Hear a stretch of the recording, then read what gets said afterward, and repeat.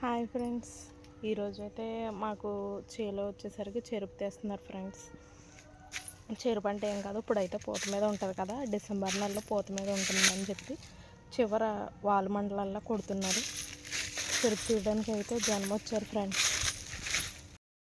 ఇందుకు ఇదే విధంగా తీస్తారు ఫ్రెండ్స్. మాకు ఈ టైంలో పూత ఉన్న టైం కాబట్టి ఎక్కువ రొట్టె అనేది పడదు.